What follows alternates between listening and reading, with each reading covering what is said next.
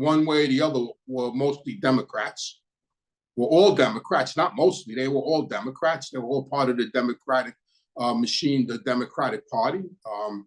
Maybe that's just a coincidence. I'm sure there's Republicans that were corrupt too, but I only know of Democrats. So that's how that worked. And there's so much more to it than that. Al Stabile grew up in Ozone Park. You know, he was well known. You know, Al Stabile, I never really cared for Al Stabile because he was a sort of a phony bastard to me. So he would ask us for favors, but then shun us, and then make out he didn't know us. Like they wouldn't let me manage my son's Little League team because, you know, I was mopped up and I was a convict, and they wouldn't allow me to manage my son played. He had a Little League called Ozone Howard. He was the sponsor. He built the stadium. I think it's even named after him, the Little League Stadium that my son played in. So they wouldn't let me manage my son's Little League team, but yet the Little League had a hut, and they used to keep all the equipment in the hut for the Little League, for the whole league. They got robbed. Everything went missing. Who did he come to? Pete Gotti. Because why? Because John Gotti's grandsons played in the same Little League as my son in Ozone Howard.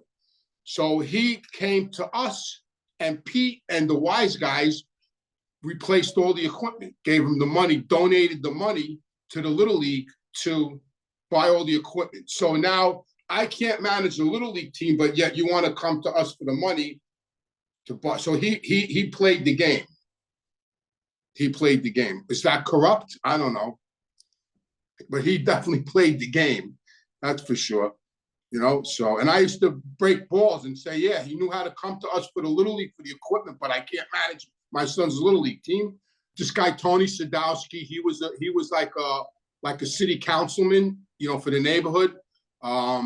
So that's how I got into the vending business. So it's a little bit of a story. So what happened was he was like a city councilman. His name was Tony Sadowski, was out of Ozone Park. He was friends with Sarial. We met him through Sarial, as we met most of the politicians through Sarial.